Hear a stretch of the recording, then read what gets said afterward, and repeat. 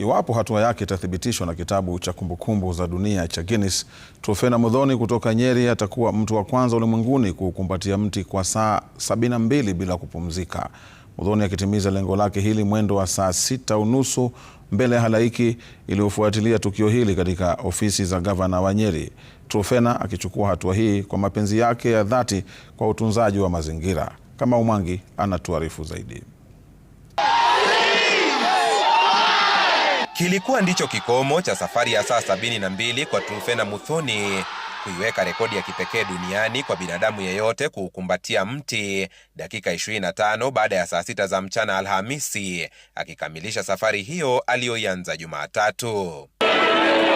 Safari hii iliyokuwa ikifuatwa moja kwa moja kupitia mitandao ya kijamii ikivutia halaiki ya Wakenya nje na ndani ya afisi za gavana mjini Nyeri alikokuwa ameukumbatia mti Truphena. Alhamisi ikisheheni mbwembwe na jumbe za motisha kwake kukamilisha azma hiyo.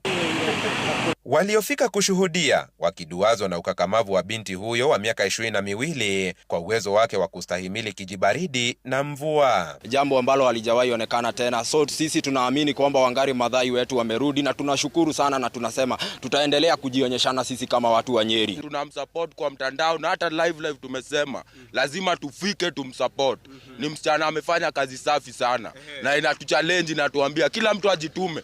Na huyu msichana ametuonyesha kwamba kila ambacho unakitarajia kwa maisha yako unaweza kipata, however small it is. Kwake Truphena, ambaye hakutoa ujumbe baada ya ushindi, amenadi kuwa juhudi hizi zimechochewa na ari ya kuhamasisha ulimwengu umuhimu wa kuyatunza mazingira na zaidi miti na jamii asilia. And I'm trying to tell people that we should come back to nature because we can only coexist with nature and nature has healing.